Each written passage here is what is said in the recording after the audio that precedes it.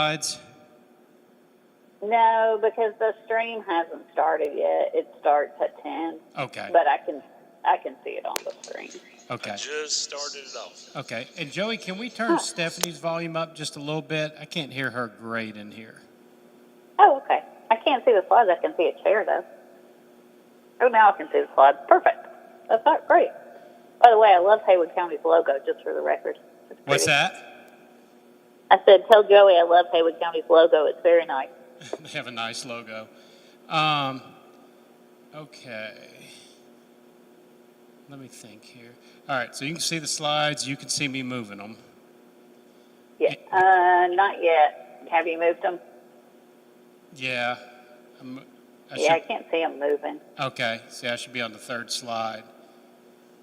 So Joey, somehow maybe the channel. Okay, now it's just there's a delay. I see it now. Okay. I just think there's a delay. Okay, perfect. And Sean will be doing slides for you. All right. I think we're pretty good. What else?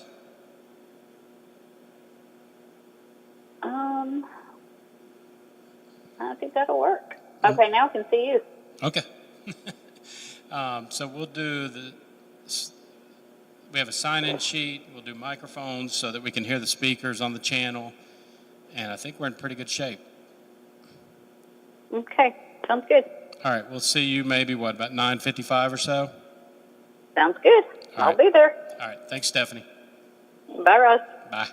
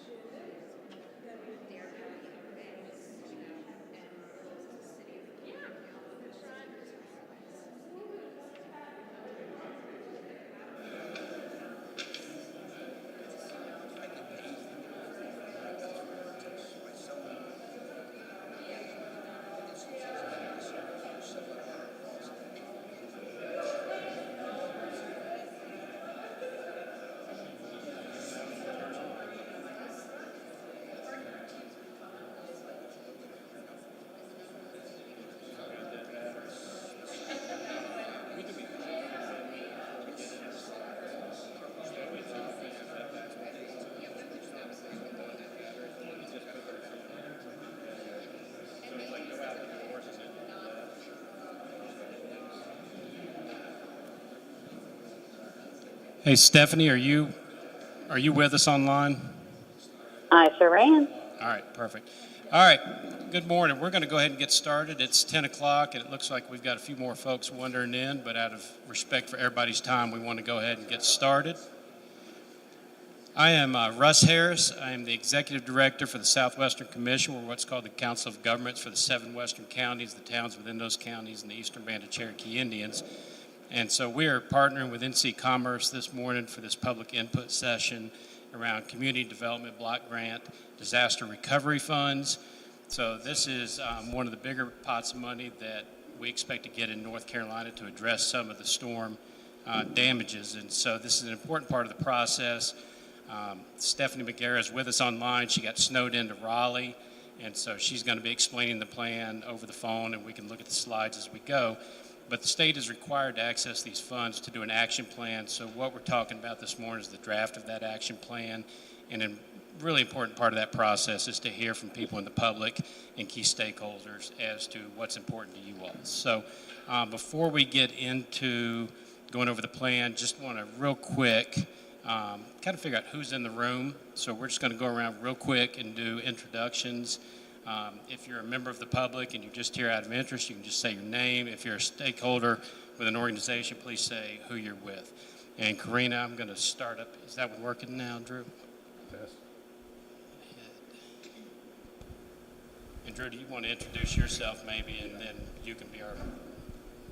So I'm Drew Christie. I'm the Associate Director of Governmental Relations for Grow NC, which is Governor Stein's recovery office.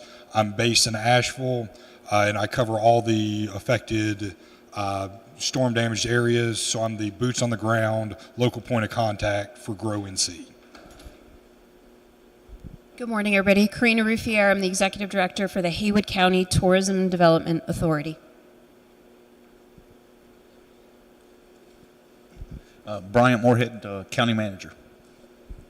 Will Scarborough, Management Analyst at the county. Don Ramsden with Haywood County. Hannah White, Haywood County Community and Economic Development. Patricia Cantrell, Finance Department, Haywood County. Kristen Owen, Finance Director, Haywood County. Lene Schuler, Southwestern Commission. Zelda Briarwood with Quality Data Systems. I help maintain the ATMs all through Western North Carolina. Steve and Celeste Messer. Byron and Shirley Grimmett, just interested members of the public. Daniel Mannering, Director of Tuckasegee Water and Sewer Authority over in Jackson County.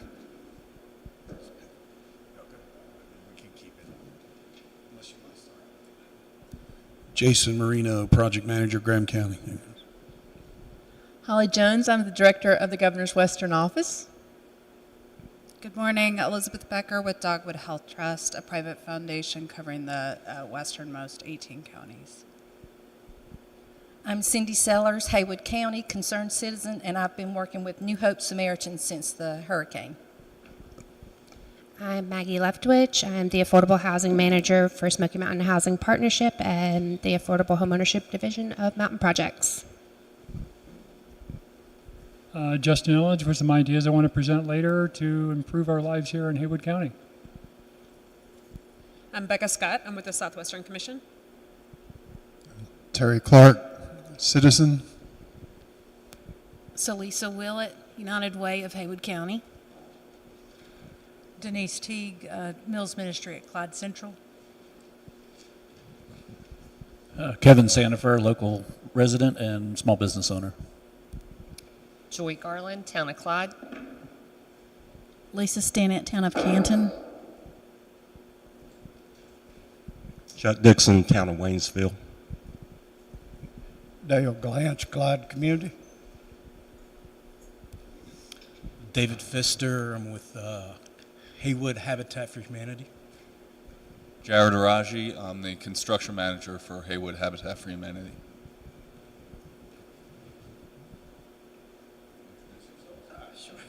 Yeah, Stephen Monica Ness. Dylan Huffman, Haywood County Public Information Officer. Zeb Smathers, Town of Canton. Andrew Cutler with the U.S. Small Business Administration. Hillary Sherman, Economic Development Administration.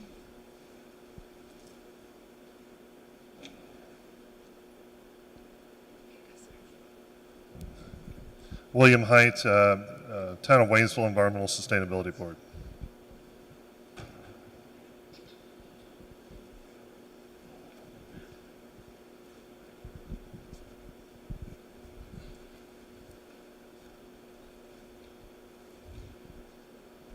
And we can't leave out the distinguished members from Haywood County.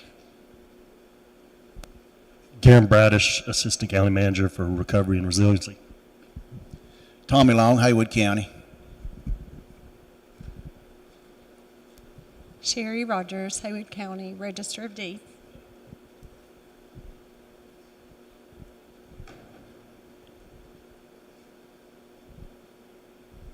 And with that, Stephanie, we'd like to turn it over to you now to start the presentation and introduce yourself. Great, thank you. And I'm sorry to not be able to be there today. Our roads, I live in Pittsburgh and Chatham County, our roads are still pretty icy and had a lot of accidents here. Probably not a good idea to let people be on the roads down here in the Triangle with snow. I just want to say a little bit about myself. I am a native of Western North Carolina. My dad and mom, Frank and Claudia Grice, live in Lake Junaluska and have for the past 20-ish years. My dad is a retired Methodist minister, so we have, I actually grew up in Lake Junaluska, but first part of our tour of Western North Carolina churches took us to Burke County. So I was born in Morganton and lived in Drexel, and then moved to Spindale, and then was lucky enough to be in Lake Junaluska and go to Junaluska Elementary, Waynesville Junior High, and Tuscola, and then had to move my senior year in high school down to the Triad. And so we actually lived in Brevard for a short period, too. So I'm very familiar with Western North Carolina, Haywood County in particular, and have worked in government for quite some time, most recently leading the pandemic recovery efforts on behalf of the state. There were about $11 billion that came through our office, and we worked with the General Assembly and the governor and the state agencies and local governments to make sure that those monies were dispersed as directed by appropriation and that we managed them wisely. And so when Governor Stein took office, I switched over to the Helene Recovery in the Department of Commerce. We have a new division. It's called the Division of Community Revitalization, and we work together with Grow and See, which is the Governor's Recovery Office for Western North Carolina. Commerce's responsibility is to manage this community development block grant, disaster recovery funding, as well as any other funding we may get from either the state and or federal government around Helene recovery that's housing and economic development related. I will say there's like a 10-second delay, I think, between what you guys are saying in the room and what I see on the screen. So I think sound is in real time. The video is a little bit slower. So my apologies if we're off just a little bit. Our goal for today is to go through the action plan. And if you want to go ahead and advance the slide, we can talk a little bit about what we know so far about the damages in Western North Carolina. So I think we have to start and remember with anything that we lost 106 North Carolinians who lost their lives during the storm. This is, in addition to that, this is the most costly storm that we've seen in our state's history. Hurricane Florence was around $15 billion worth of damage. The Office of State Budget and Management has estimated that there was about $60 billion worth of damages as a result of Helene. These are just estimates, so we're trying to get to a more accurate number, but the initial estimates are that there are around 74,000 homes damaged, 5,000 miles of state-maintained roads, 7,000 to 8,000 private roads and bridges, and as we can all see and see on a regular basis, 50 million cubic yards of debris. Next slide, please. So HUD, the U.S. Office of Housing and Urban Development, does give money and runs a disaster recovery program called the Community Development Block Grant Disaster Recovery. And this is a program many of you may be familiar with, the Community Development Block Grant Program, which is a regular and continuously run program. But disaster recovery is a special allotment that happens when Congress awards or appropriates money for communities that have been negatively impacted by disasters. And this happens across the country. But HUD wants to make clear that these are the funds of the last resort. So these funds are really geared towards long-term recovery. It's not a short-term response. And the rules that they have in place for the monies are more indicative of a long-term program. So the first thing that we have to do as a state is we have to develop an action plan, which lays out how we intend to use the funds. And then HUD provides for us what they call their most impacted and distressed areas, or mid areas, for grantees. So HUD defines these areas and then requires that at least 80% of our Community Development Block Grant disaster recovery funds are spent in these areas. North Carolina found out in mid-January that we were going to receive $1.4 billion total in Community Development Block Grant disaster recovery funds, $1.2 billion for unmet needs, and then $186 million for mitigation activities. Next slide, please. So there are some requirements, as I indicated earlier, from HUD, and one of these is that that they have to be used in 3 different areas within our action plan. So we need to address housing, we need to address infrastructure, and we need to address the economy. This is one of the few pots of money that we actually have as a state for housing. So we are proposing in this plan, which we will discuss in detail next, that we plan to spend the majority of the funding for housing and the rest to support community infrastructure and economic support. So one of the things that we need to get input from you, and this is the first of that kind of public comment session, is for you to tell us what you think about how we are proposing to spend the money. Next slide, please. So this slide shows where the most impacted and distressed areas are. Those are shown in the shaded or the crosshatch areas. There are 12 counties that HUD has designated as most impacted and distressed, along with 5 counties where HUD has identified a zip code that would fall in that mid area.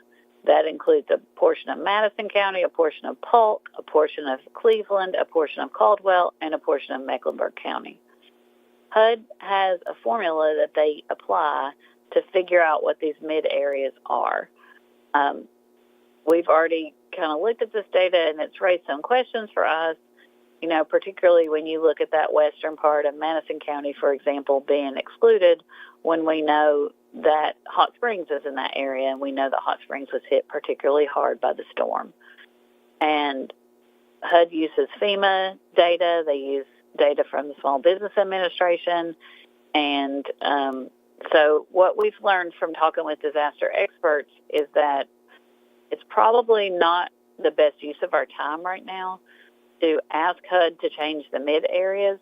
It's probably a better use of our time to go ahead and put our plan together, knowing that we can choose where to spend another 20% of funds, because we have to spend 80 in the mid area defined by HUD rather, and then we can choose to spend 20% in an area of our definition. And so the state is proposing that we spend 20% in the dark blue counties.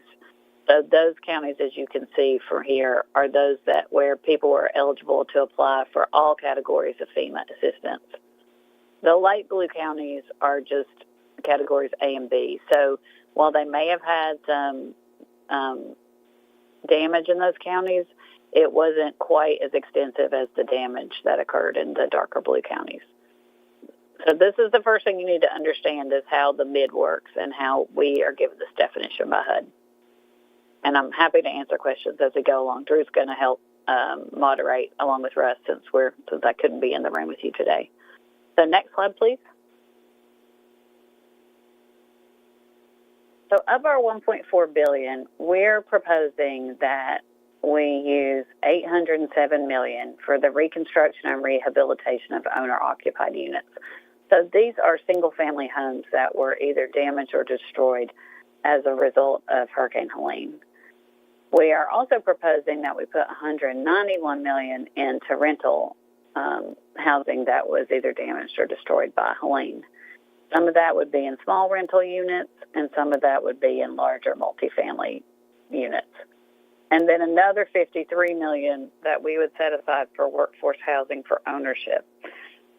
This workforce housing for ownership part would be, it could be replacing units that were damaged or destroyed, but it could also be in creating new units. We know that across Western North Carolina, there's a lack of housing for people who are in the workforce in our communities. And so we want to try to use some of this funding to help address that problem in the Helene impacted areas. We're also proposing that we put $111 million into commercial district revitalization. So we've left that pretty broad, and we can talk about it a little more later, but really to address the areas where we had downtowns or places like in Waynesville, Frog Level would be an example of this, where we had significant flooding and damage to a part of the commercial district. And then we are proposing that we put $194 million into community infrastructure, and we'll talk a little bit more about that. And then lastly, 5% in administration. We can spend up to 20% for administration and planning, and we're for the state, and we're proposing not to do that and take the smallest amount possible. I would also point out that if we don't need all of it for administration, so we're trying to be as lean as we can put that money towards other costs, program costs. So next slide, please. This gets into the 5 areas that we're proposing to fund. So again, that first, and where most of the money goes, would be towards rehabilitation or reconstruction of owner-occupied units seriously damaged or destroyed from Helene. HUD does require for us to spend 70% of our dollars helping those folks who make less than 80% or less of the area median income. That's how they define low and moderate income households. And so our focus would be on those that are lower income, who are elderly or have another physical limitation or handicap, or are those who may have small children and have other pressing needs to get into housing more quickly. I will point out and try to set the expectation that these funds, again, are meant for long-term recovery, and trying to take on this reconstruction will take a long time. It will not be a quick fix. HUD gives us 6 years to spend this money from the time that we get a grant agreement with them. And I want to point out that we do not have this money yet. The money is still in Washington, D.C. We have to go through a whole series of processes with HUD, including right now, which is the release of the action plan and a 30-day public comment period before we incorporate the comments into the plan and then turn it into HUD. HUD then has a set period of months in which they can take to approve our plan. And only after the approval of the plan do we have the chance to start drawing down funds. So this is really focused on long-term recovery, and I just want to make that as clear as I can.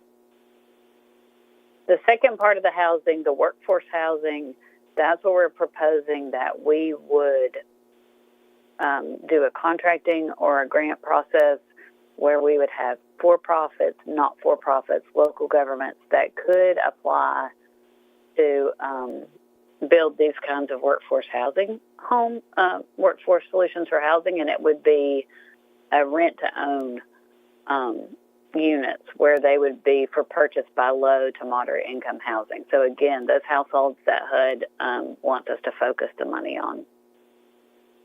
The third program would be rental, again focused on small rental and multifamily construction, and focused on those units that were destroyed or damaged as a result of Helene.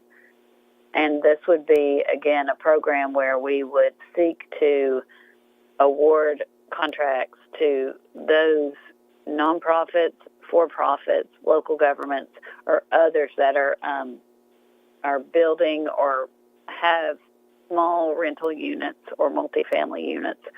And again, the purpose is really to try and use this funding maybe to bridge the gap. Maybe they have other funds for a project that they're already working on, and so we want to stretch these dollars as far as we can. On the infrastructure side, we're proposing that local governments could apply for funds that would, again, help them complete infrastructure projects that are important to the community, that would help them become more resilient and more able to withstand any future natural hazards. FEMA public assistance does pay for a portion of public projects, but they don't cover all of the project, and they also don't allow they make communities rebuild back to what they have. They don't look at how you could change something going forward or how you could expand, say if it were a park or a wastewater system or things like that. So we're keeping this broad, but welcome your input, because we want to be able to be flexible and know that there may be infrastructure projects that are needed across the region that we're not going to be able to capture all of them. So we try to keep it broad so that we can consider and award a wide range of projects. The same would be true for the commercial district revitalization. We would propose that we provide grants to local governments or nonprofit organizations to carry out revitalization activities, and those would be the eligible applicants. And again, there would need to be a link to disaster recovery needs. I would say generally we are anticipating that we have tens of thousands of housing units and houses that have been destroyed, and we do not think that this money is going to cover all of them. So we do think there is going to be a gap, and we are seeking to get some additional federal or state money to help us close the gap. Right now, we don't have a clear sense of exactly how big that gap is, and we're working to try to understand that. Next slide, please. There are multiple ways in which you can give us input, and one of the ways is in this session. So we do want to ask you to answer these questions in terms of what you think will be most relevant for your communities. Are there any other things that we haven't thought about or captured that we need to consider as we continue to work on our action plan and incorporate comments and feedback? And then are there any things that we can do to make these programs as simple as possible for access? And before we get into this discussion part, I would like to go to the next slide just to make sure that you're aware of all the ways that people can give us their feedback. So it's not just today, although we definitely want to hear what you have to say today, but you also can go to the website. You can read the action plan in detail. It's 126 pages long, and it goes into even more detail on the programs we just talked about. There's a form that you can fill out, and you can put all of your comments there. You can also email us at helene.recovery@commerce.nc.gov. We're going to post an FAQ, or frequently asked questions document, on our website, so that as we get these questions, I think we're getting a lot of the same questions. We'll go ahead and post our answers. And then we're holding 6 public meetings. This is the second of 6. We may also add some additional meetings online and virtual sessions for those who couldn't make these. We also accept comments by mail, and that's the mailing address. And of course, if you would like to fax us, we have a fax machine as well. So that is the end of the formal presentation, but we are looking forward to your comments and answering what we can for the questions that you may have. Thank you. And Drew, before you lead this conversation, let me get away from that microphone because it's speaking into my own ear. Just in terms of framing, there will be different elevations to this going forward. So there's, this is 30,000 feet, and we're kind of seeking input on the plan. The time to pitch specific projects will be later when the state receives this funding and opens up some of these grant processes. So just in terms of this conversation today, I just kind of want to frame it in that way, that we're we're kind of looking for input specifically on these general categories. Thanks, Russ. So we're going to open up the floor for questions. Feel free to raise your hand or whatever, and we'll pass the microphone to you. But when you speak, please introduce yourself and your organization that you're representing, or if you're here as a constituent or resident of the area. Who wants to take the first step and be the guinea pig for the first question? And we have to talk into the microphone so that Stephanie can hear us.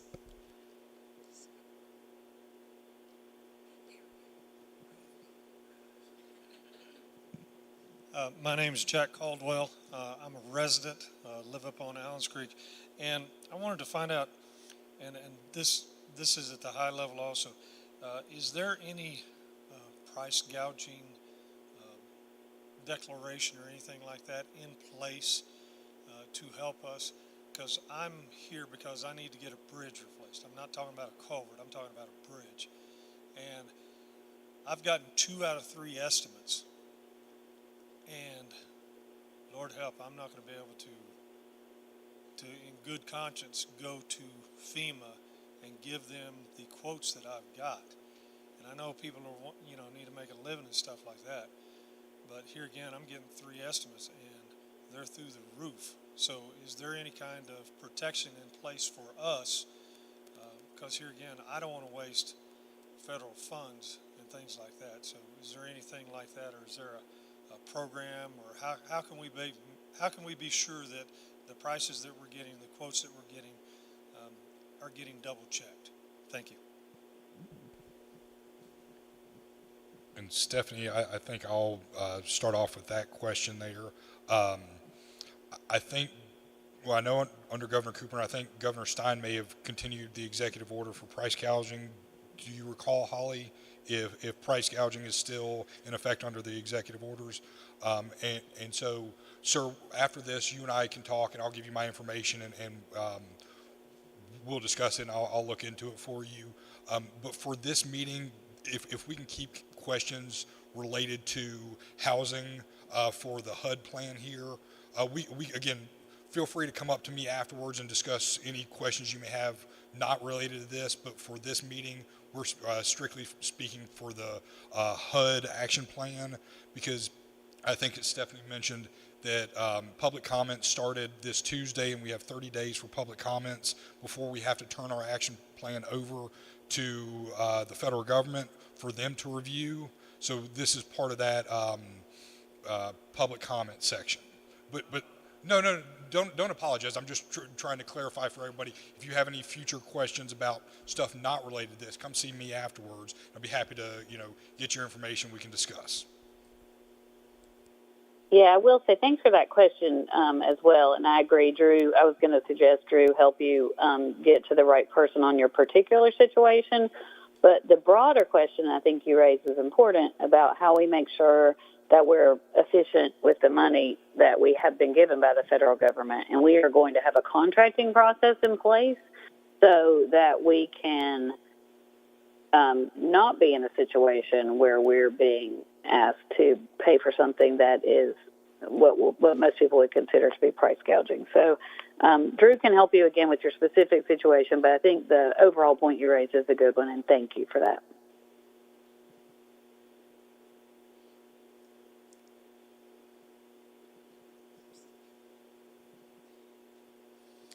Just have a question. Mentioned the $53 million in, Terry Clark, citizen here in Haywood County. There's mentioned the $53 million in workforce housing. So is that just a fancy word for low quality housing, or how do you ensure standards for that $53 million is going to be spent? That's a great question. No, it does not mean low quality housing. What it means is that we know that in several parts of the mountains, if you work in a job, in a tourism job, or even for wherever in an employer in the counties, you may not be able to afford to live in the community that you work in. And so we are trying to build more affordable housing so that people have a chance to own housing in the community that they live in. Does that help answer your question? Yeah, just back to quality. How do you ensure it's still quality even if it is more affordable? So we have a series. First of all, we have a disaster recovery expert that's working with us. He has extensive experience.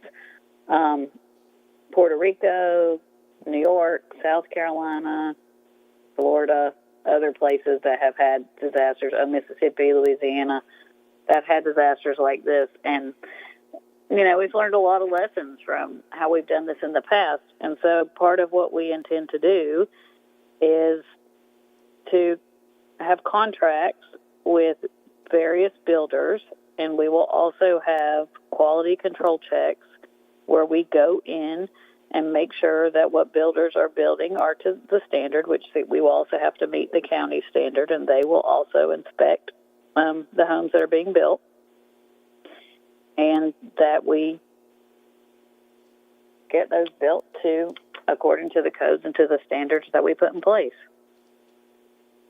I guess the same way you or I would build a house, and making sure that it's to the standards that are in place by the county and the authorities, as well as to the quality standards that we put in place up front.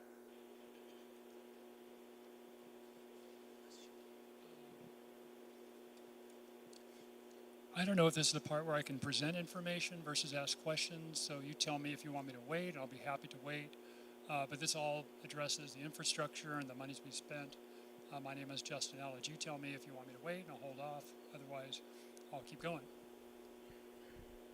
Stephanie, I defer to you, but I think we may want to wait and present it to myself, and then I can provide that information to you once I get back to my laptop.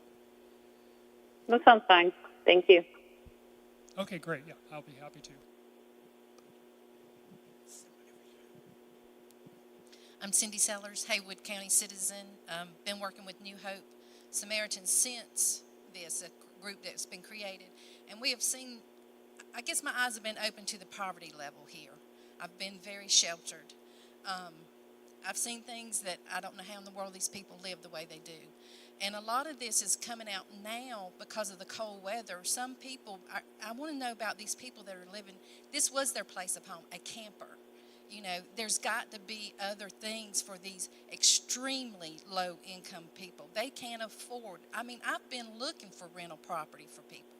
And a few things I find, but most of the things, as one guy put it, he said, gosh, the floors in this trailer are so wampity, you know, and knowing that that's not going to last.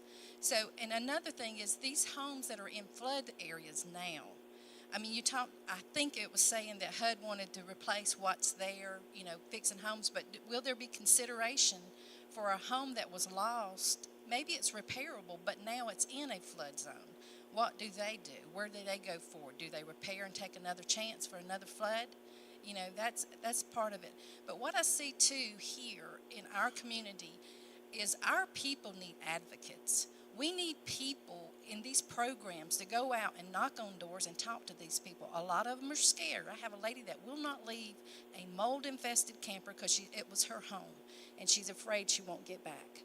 So, I mean, and a lot of them, they don't even know what's out there. They're not on the internet. When it says go out here and fill this out and file this and follow your claim, they're not on the internet. They don't know how to do that. So advocates within the program who know the area, who know where to go to these people, is a great need here.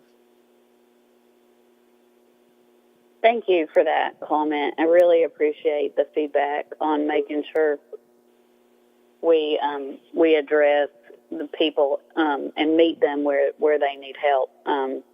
That's really helpful, and I think that's a good kind of feedback for this program as we consider how we set it up and how we get people enrolled. I'm not sure I got all of the questions, but let me see how I can address some of them, and then I'll get you to ask me again to make sure I get everything you wanted me to address. On the part about if you're in a floodplain, so there are going to be multiple options for people there. There is a buyout program It's not run right now out of my office. It's run with another part of the state government. But people can choose, and some people are already choosing to do this, that they don't want to come back. They're afraid to come back. They don't want to live in a floodplain anymore. So they are going to be bought out. And what that means is they go through a buyout and they move somewhere else, and the land just goes back to being uninhabited. I know that's not a good solution for everybody. And so in that case, the mitigation part of the funds that we have, which that's that $186 million, which we divided up into all these categories, that helps us address things like raising a home, raising a private road or bridge. So it's safe to be in that area.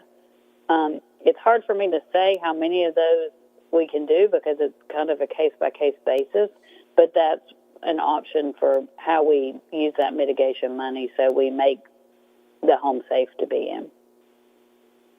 I think you had a first part at the beginning, and I'm not sure if I addressed that part, so please ask me again if I did not.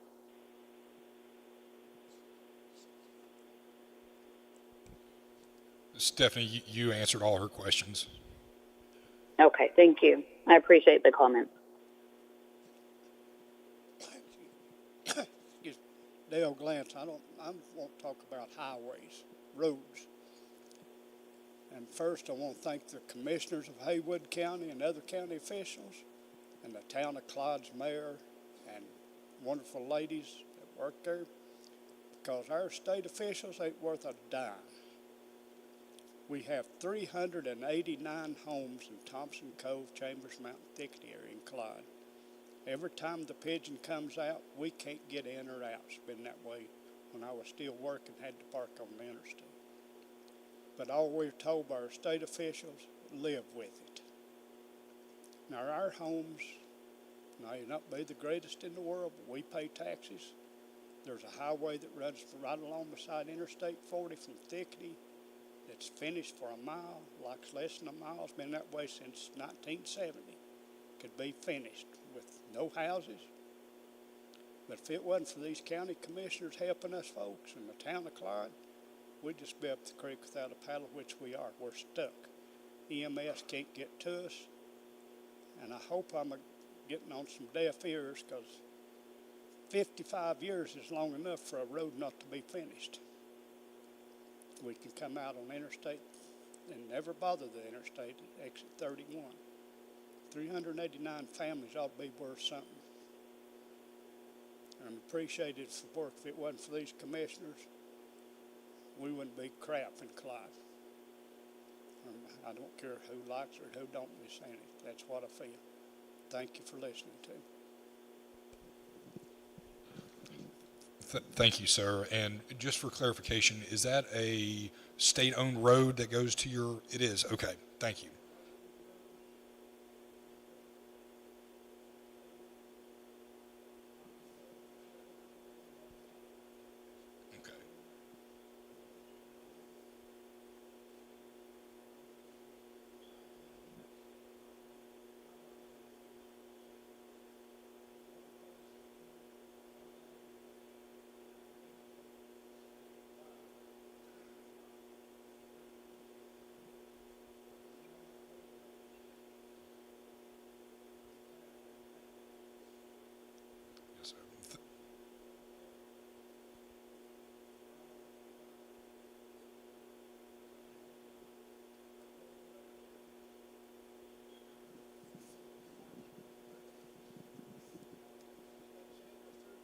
Cannot get no response except from the secretary, and the congressman says live with it. Had a meeting 3 days before the last one. That's real representatives, I don't think. I'm sorry that y'all are having to deal with that. I'm not. There's 389 families. How many kids and stuff, but it's ridiculous. And I've paid taxes for 70-something years now. Gotcha. I'll look into it for you, and yes, sir. Hi, I'm Jared Araji from Haywood Habitat for Humanity and resident of Canton, North Carolina. To what extent are the allocations listed in the PowerPoint kind of a done deal? Because I hear numbers like 53 million for workforce housing, and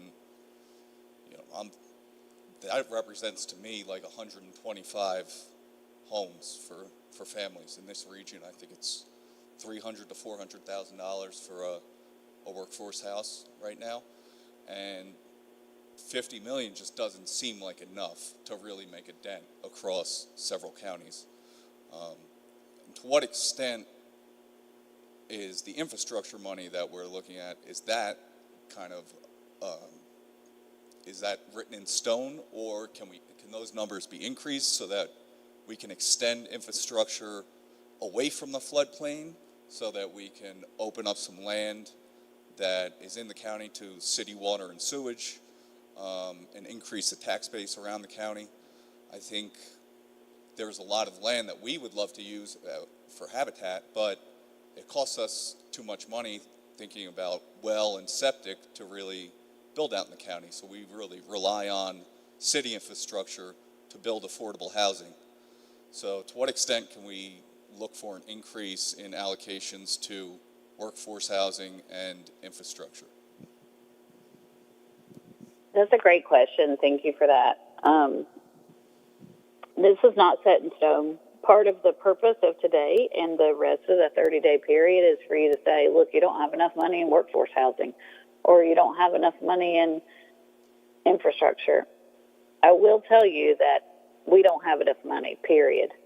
So the question and the hard challenge that we have here with scarce resources is, how do we allocate this? If we put more money in workforce, do we take it away from rehabilitating and reconstructing homes that were destroyed during the hurricane for the poorest of the poor? We don't have enough money, and it's a hard decision to make of how to allocate the funds that we do have. So I would, we welcome your feedback on where you think the money should go. This is not set in stone. This is what we are putting out there for y'all to give us feedback and comments on.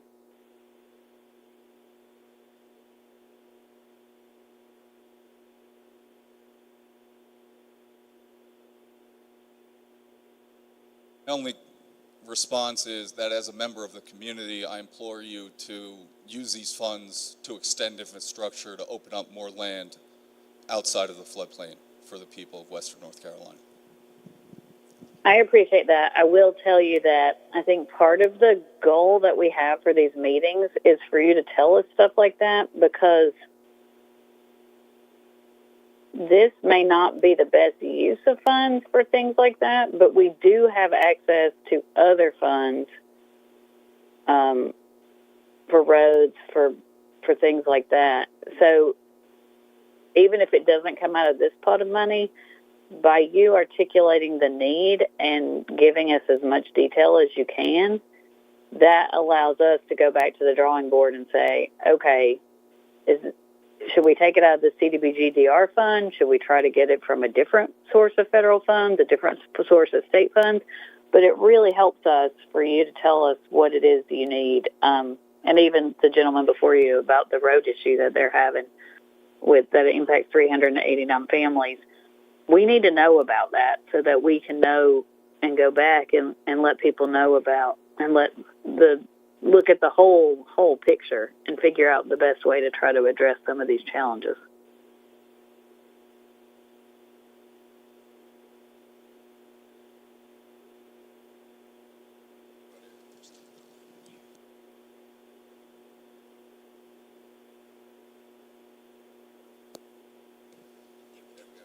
Green light. There we go. Daniel Manring, Director of Tuckasegee Water and Sewer Authority in Jackson County. This is kind of a follow-up question with regards to infrastructure and expanding water and sewer to workforce housing or any of the other delineated housing. I don't have much familiarity with CDBG funding, but when you're doing a project like the last gentleman spoke to with workforce housing, do you get to tap in for that project to another pot of money like the infrastructure pot and combine funding versus that infrastructure being included in the pot of the workforce housing? I just really asking for clarity in the room that you can tap different funds for a project. You mean different parts of CDBG, DR, or even different pots of other federal funding? Yes to all of that. Okay. So you can do it. Here's the thing about CDBG, DR. HUD is very strict about duplication of benefits. So it makes it a pretty bureaucratic and difficult program in which to handle, and people who have more CDBG experience than I do will tell you even more war stories of it. So you can access other funds, and that would be the intention, so that we're stretching this as far as we can. But we have to be very careful that we do not duplicate benefits. HUD is very strict about that. This is supposed to be the funding of last resort, as in you could not find any other funding for the same project. And that's true for individual homeowners, it's true for local governments, it's true for nonprofits. So there's a heavy administrative burden. And I just want to caveat the answer of yes, you can, with knowing that there will be an administrative burden that we have to go through to make sure there's no duplication of benefits.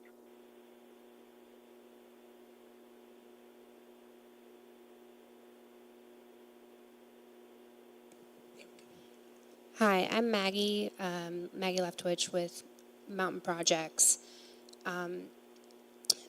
Going off of the infrastructure question, I think one of the questions that the previous person was asking, so you have these divisions as far as like infrastructure and housing. So are we saying that those two different pots of money can be used on the same project? It just would be an administrative burden, or would they have to be separate projects? I haven't really contemplated this question in great detail. I think you could probably use them for the same, but it's going to get complicated. We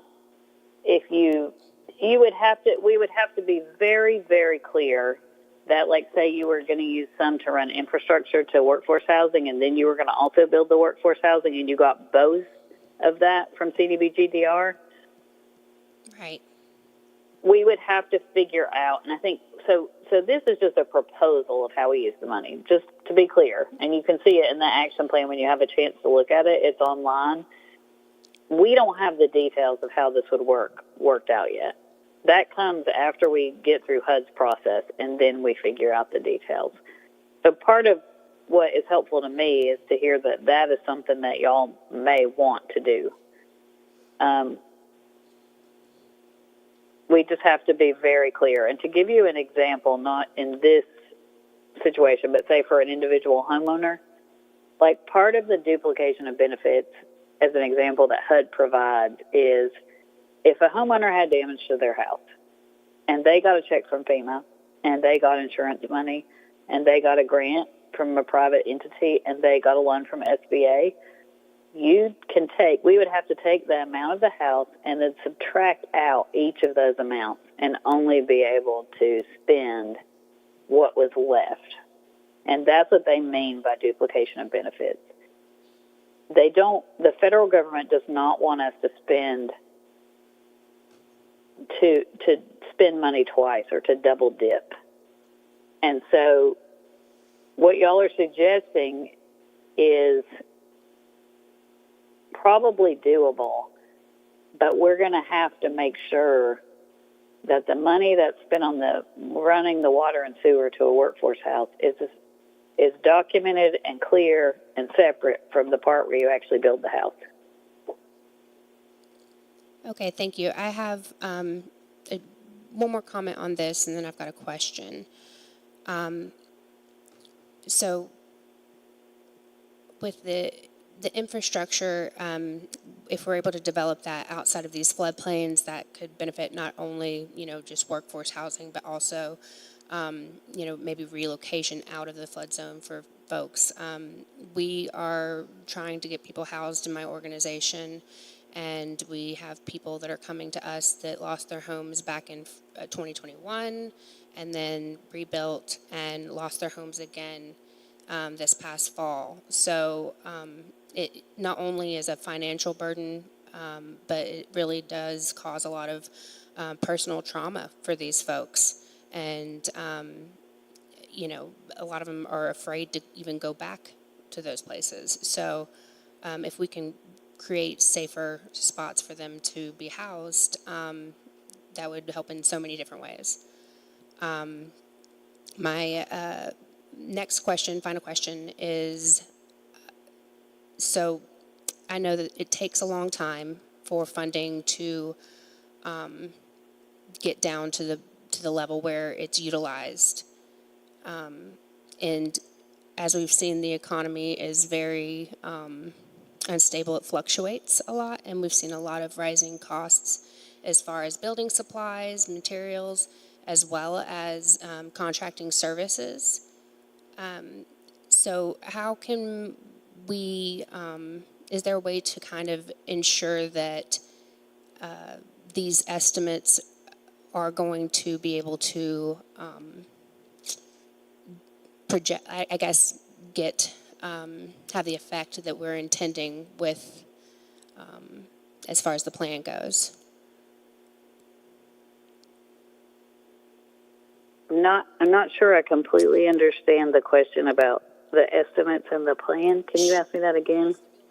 Well, the cost of building now, if we were to plan now, and then by the time that the money gets down to being used, the pricing has gone up by a third, say, which is not unrealistic considering the way things have gone in the past few years. Right. Are there any safeguards or anything like that that we can anticipate? No, unfortunately, no. We're at the mercy of the federal government. So the longer it takes, we have to live with the pricing that exists when we are ready to start building. And we're doing everything that we can on our side to always be ready, so that if somebody's waiting, they're not waiting on the state. We're waiting on HUD.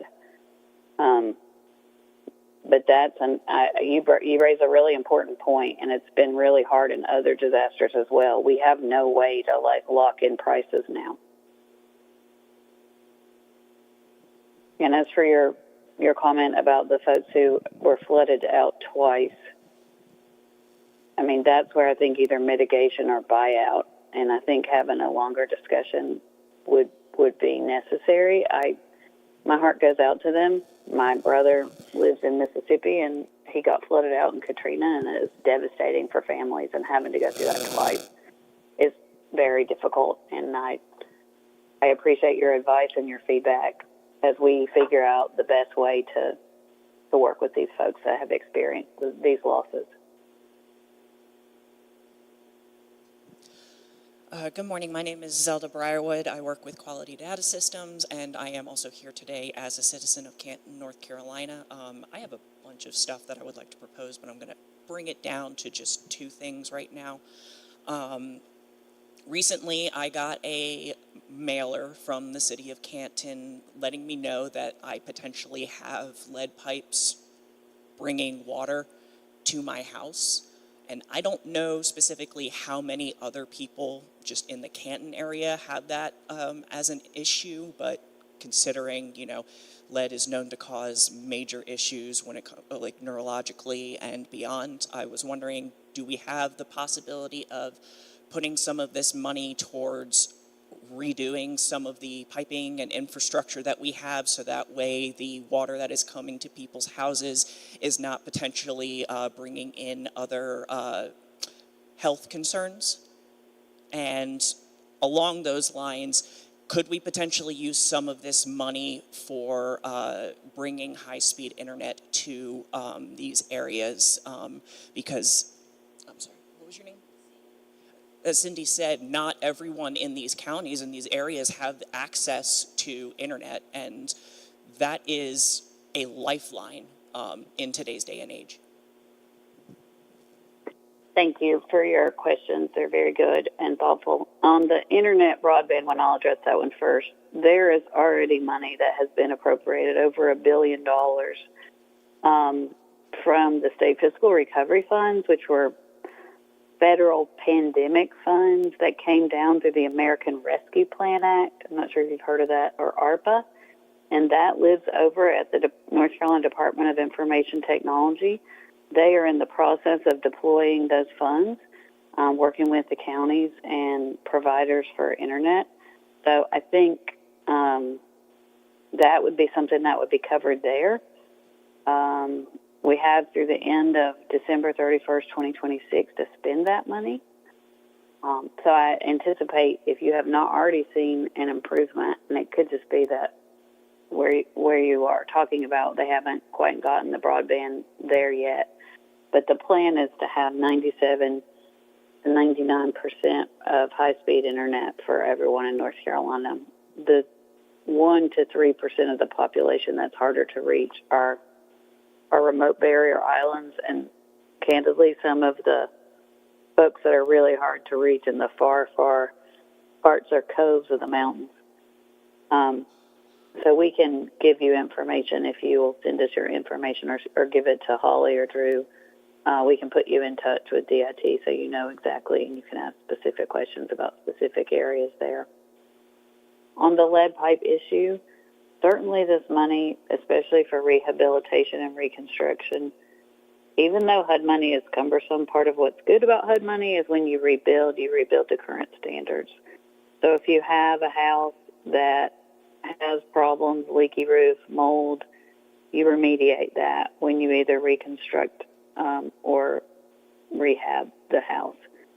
If it's external to the home, that's where we need your feedback on things that need to happen, and we would look at, from an infrastructure perspective, to see if this would be the best use of funds or there would be another use of funds. But I think definitely letting us know so that we can look at that and work with local governments to see what other resources are available would be really helpful. The Department of Environmental Quality is the department in Raleigh that works with local governments on their water and sewer, and so they have additional funds as well. So it's important, again, sometimes we're going to highlight issues, and maybe it's the best use of funding for CDBG DR, and maybe there's a better source of funding, but it's really important, I think, for y'all to highlight the issues, and I thank you for doing that so that we can know what you're facing. Thank you. And one more question, if I may. Recently, it was reported by the Asheville Watchdog, which is a local news outlet, that Buncombe County and Asheville have been threatened by the Trump administration that they will not receive any federal funding if they do not comply with the mass deportation that is happening. Should we be operating on the same assumption for the remainder of the counties in the area? I'm not aware of that specific situation. I do read the Asheville Watchdog from time to time. I would say that the state has not received anything like that, and we are operating. The award that was made, there have been 2 CDBG DR awards that have been made, one to the state of North Carolina, one to the city of Asheville. So we have not received any correspondence to that effect. Are there any more questions? One more question so far. Cindy Sellers, Haywood County. I know in this we keep talking long-term, long-term, long-term. Is there not anything short-term? Is that these people, we've got people that supposedly are, you got to get out, you're going to lose your hotel voucher and all this, but with this money, because I was there with Fred too, and how long that's taken. But is this not anything that we can look to for short-term housing? And if not, do you know an agency that can help us look in here? Because I have some people I've been keeping in contact with, and just like with FEMA, a trailer park that has taken forever, unless it's happened in the last week or so, to get approved. It's like what do I do with people that are freezing out here? I mean, this is happening. It is real. And it's not a made-up story. And I mean, I don't know where else to tell them to go. You know, I can give you a heater. I'll give you some more blankets. I mean, what do you do? But is there anything here now with this program that we can do a quick help these people, rapid response type thing? Cindy, thank you for your question. The short answer is we need to get the information, and Holly and Drew can help you with that so that we can figure out what other resources we have available to help with the short-term response. It is incredibly frustrating to me. It's incredibly frustrating to others that this federal money is not meant for short-term. It's not meant for rapid response, and it doesn't work that way. We do not have the money in hand. It is in Washington, D.C., and we do not have a way to get the money for several more months if we're lucky. So we've got to rely on the other federal resources that we have available through FEMA and our own creativity and any state resources we can pull together. And the resources do exist, but sometimes it causes us to have to be really creative and responsive and think on the ground. So I would encourage you, Drew will get your information, Holly will get your information, and we'll get you in touch with the right people who are working on the rapid response, because that's what we need to do for those folks. And we hear your frustration. We also feel it. We are very much at the mercy of how the federal programs work. And to add on to that, the state legislatures allocated almost $1 billion. None of that has been, sent out to, to actual people on the ground so far or local governments. But Governor Stein was in D.C. yesterday and announced that he's asking the federal government for an additional $19 billion, I believe, from federal government, and that should help. Hopefully, if that's what Congress allocates, that would be a more rapid response than this, because I believe that this HUD plan all this money has to be spent after a total of 6 years. So this is a more long-term approach versus the state legislature and Congress can allocate money that would help for more short-term.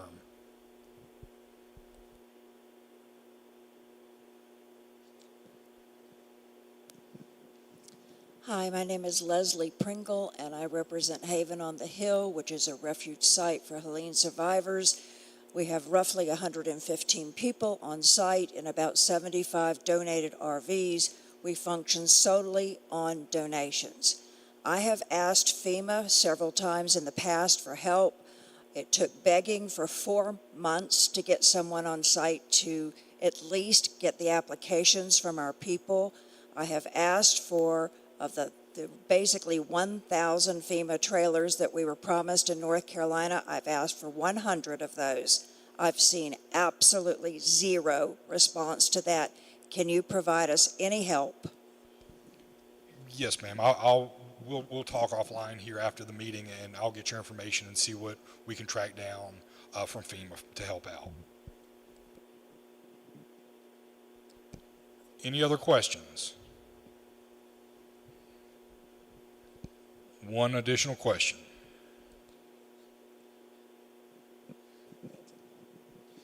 Maybe more of a comment than a question. And Bryant Moorhead, County Manager of Haywood County. We've got our finance staff here, and through Fred, we learned about all of the red tape with CDBG DR. The permitting, the archaeological review, fish and wildlife, all of that needs to be streamlined. We know it takes a long time, but when the money gets here, we really need process improvement if we're going to move the freight. And the county folks are the ones that are the front line. We're tasked every day to lock up the bad guys and vaccinate kids, educate kids, all of that stuff. And we just need money and flexibility to serve our community. Right now, I know you don't have the money and the feds don't, but we're in a fight here. And not just the county, Lisa and Joy back there, Rob, we're all in the ditch together, and we really need flexibility and money so we can start working for our community. And it's frustrating and it moves slow, but we know our community, we work in it every day, we serve the folks, And we want the opportunity to do that, and it just needs to move quicker. Thanks. I hear you. I appreciate your frustration. We're going to do everything we can on the state side to make it move faster. I think we've learned some valuable lessons from the past and things that we didn't do the right way that we're going to change this time. I don't know how to make the federal government move any faster, but I welcome your partnership on that as we try to figure that part of it out. And we always welcome your feedback and your comments and give you our email addresses or phone numbers, and you can call us and tell us, because we know that the partnership we have with the counties is very valuable, and we do very much appreciate it.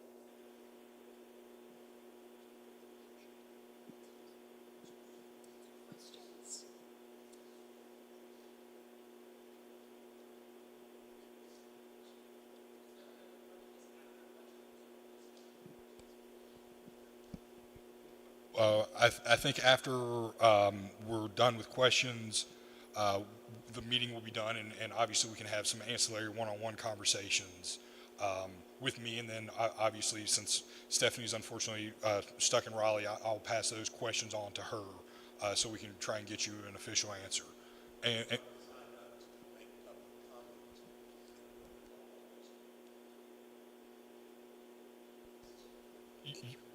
It's just a registration form to say you're here. But if you have a comment.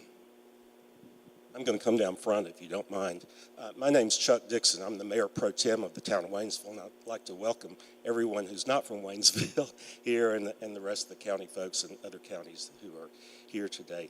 The mayor couldn't be here. He's out of town, and thank you for the opportunity to speak. What I would like to speak about mainly is the community infrastructure program. The way it is proposed to be set up and administered will not help us with many of our current unmet needs in the town of Waynesville. And let me explain. And I think the other towns in the county have the same situation. The town of Waynesville experienced significant damage to our standalone finance department, that's the old Hazelwood Town Hall, our sewer plant, a major bridge in town, ballparks, park facilities, trails, and stream bank buffers. The projects to repair this damage will hopefully receive major reimbursement from FEMA, but FEMA will only pay to build back what was there at the time of the flood. It will not pay for any upgrades to flood-proof the infrastructure or to make them more resilient in future floods. And we can't wait to repair and rebuild. Our small staff has spent countless hours complying with conflicting FEMA requirements, doing our best, and still praying that we're going to be reimbursed by FEMA. We have advanced hundreds of thousands of dollars from our fund balance. These funds are no longer earning interest, putting another dent in our budget.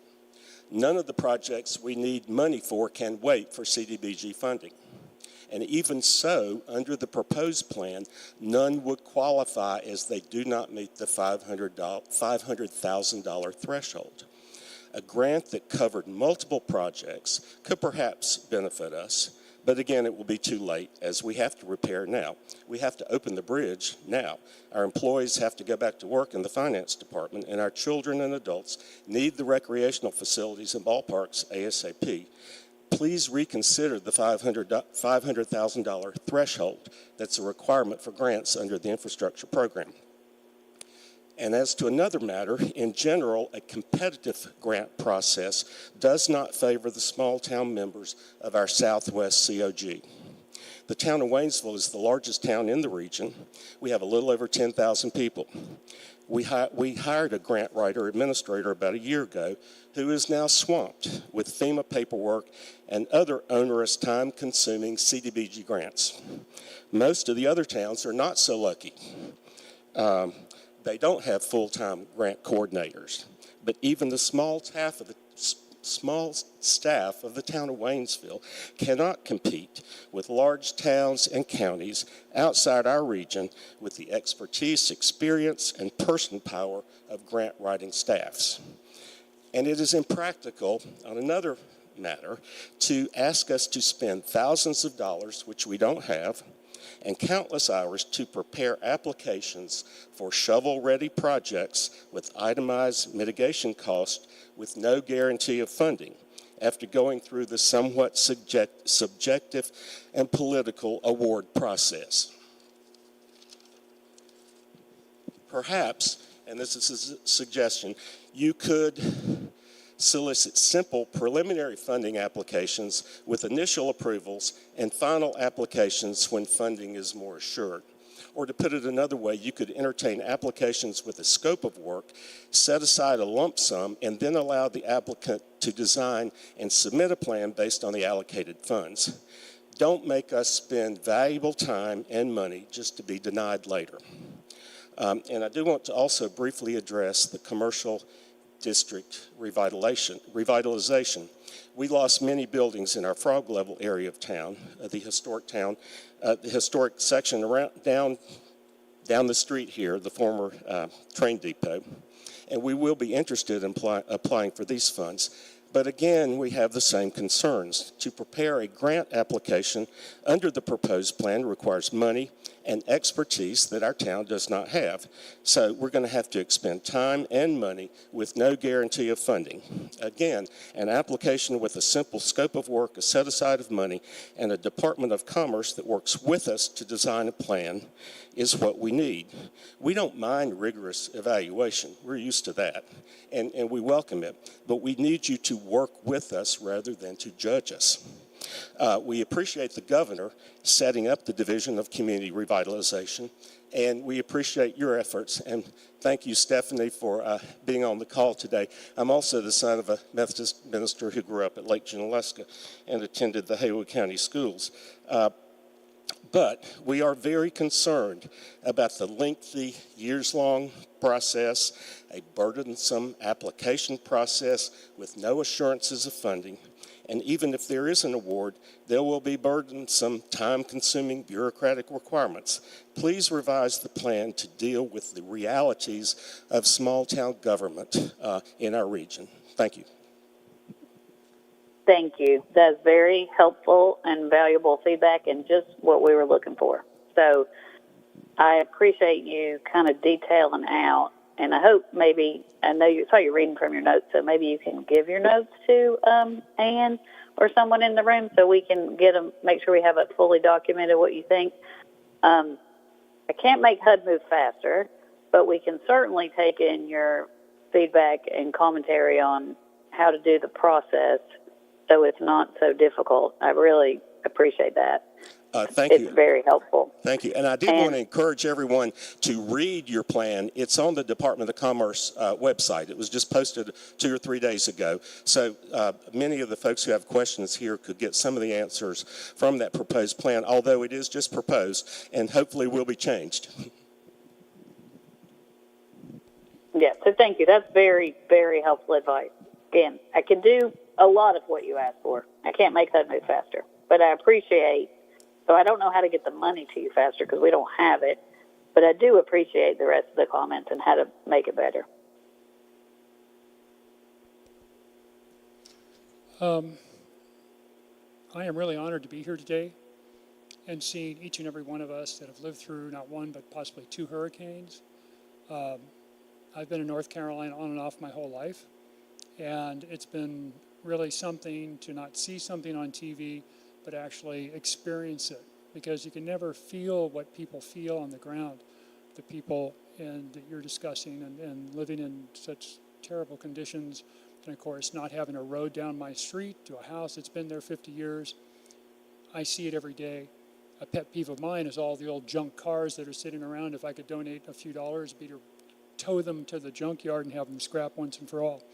But I'm going to jump fast forward because I only heard about this about a week ago, and I put on my thinking cap, and it's like, well, how could I help Haywood County, Buncombe County, and all the counties that we so love and enjoy, and especially in the fall when all the foliage goes crazy. And this last year, we didn't have that opportunity. So what I have here, if I have it correct, is a current picture of all the rail lines that are currently structured and functioning, as long as they're all repaired after the hurricane, that exist. Each and every one of the small towns, including the one we're standing in, we could possibly heard the train going by this morning, the train whistle. Well, that track is only a couple hundred yards from here or less. And the last time we had passenger rail service in this part of North Carolina was 1948. Now, one of the aspects of trains, by the way, how many people had a Lionel train as a kid? How many people had the train going around the Christmas tree? I mean, it was just a cool thing to watch that thing go around. Maybe it'd make noise or chug along. Well, the big thing that everybody is saying about right now is the cost, the cost, the cost. I understand that. Well, guess what? All the tracks are there. It's not an engineering issue. It is a political issue and some funding. Now, this next picture is the latest state-of-the-art self-propelled rail car. This particular one is currently operating in a little place you might have heard called Dallas, Texas, between the airport and downtown. Gets up to about 90 miles an hour if they put their foot into it. They also have electric versions, they have diesel versions, and they even have newer ones that are hydrogen version. So they really get around, and what do they eliminate? The huge cost of operating a locomotive, which is most of the weight and most of the operating cost of any railroad. This basically needs a driver and someone to take tickets. And they can even go to automated processes. So what I am proposing, and I'm hopefully going to find the right paperwork and things to submit, would be to create a board and look at some way to create a lower cost, easy access rail service as far south as possibly Dillsboro, Bryson City, connect with other train. And by the way, one of the great things we do have here that has not been washed away is people want to come and see us. I'm sorry.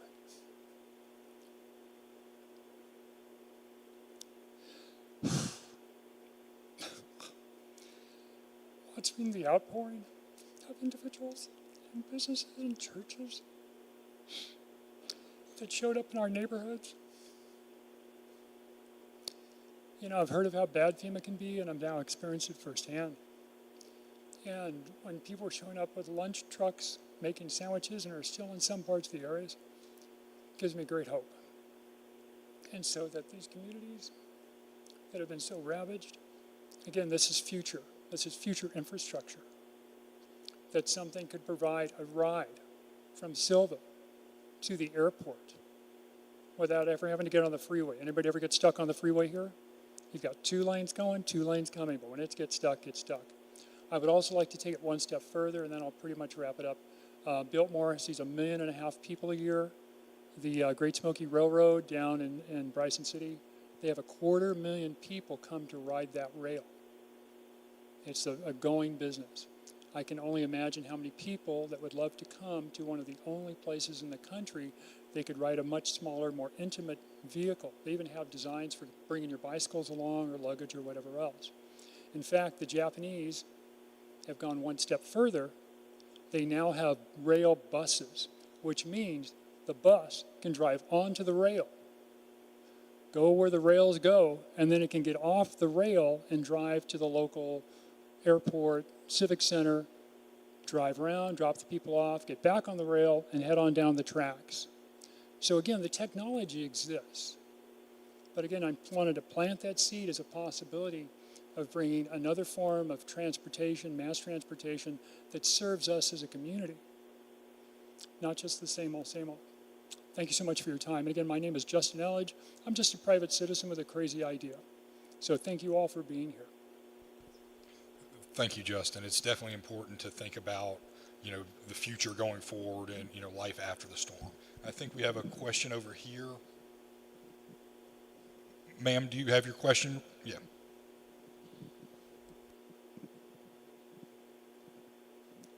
Becky Johnson with the Mountaineer. I was wondering if you could touch on the economy commercial district revitalization. Is that something that businesses would apply for, or is that something that local governments would apply for? And is that enough to cover the extent of damage that we've seen to commercial areas throughout the Helene damage area?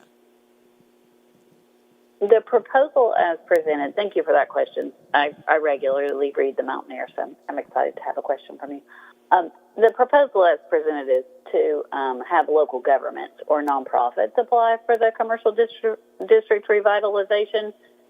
I can't say if it's enough. I think generally we're working with not enough money. So we were trying to figure out how to allocate it in a way, again, knowing that we have no other funds for housing, that we focus mostly on housing, but we certainly would welcome comments and feedback on how much money people think we should put into it and where we should take it from.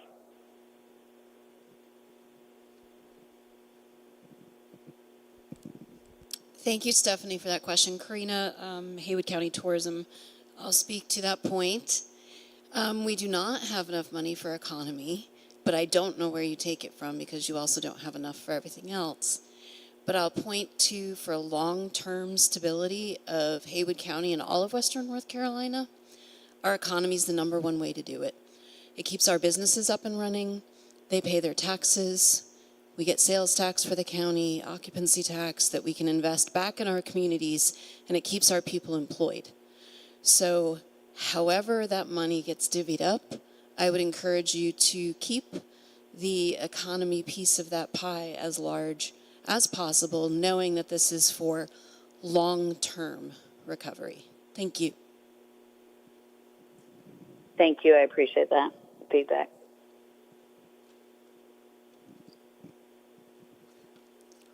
Hi, I'm Patricia Cantrell. I work in the Finance Department of Haywood County. I'm the Grants Administrator. Stephanie, we understand that you can't move the federal government in ways that you probably would want to in order to release these funds. But I would like to reiterate and say an amen to the Mayor Pro Tem from Waynesville and our County Manager, who talked about the burden of the administration that goes with these funds. There's typically no admin money sliced out for these projects, and local governments and nonprofit organizations end up expending countless human resources and time resources administering these funds. And so anything that you can do, Holly, from the governor's office all the way on down, to make that message clear to HUD. We are currently administering HUD dollars for some housing that's from Tropical Storm Fred. We haven't even begun to deal with Helene yet. So we're still trying to get funding released from Tropical Storm Fred for debris cleanup and other kinds of things. And those projects are moving, but it is a grind to get that done. So again, I second that, those emotions about the administrative burden, and anything that you can do to maybe help us slice out some admin dollars or provide some technical assistance to smooth the way with HUD would relieve some of that local burden as well, and maybe speed up the flow of some of these funds, because we are all frustrated with not being able to provide the help as quickly as all of us want to. And we really thank you for being here today.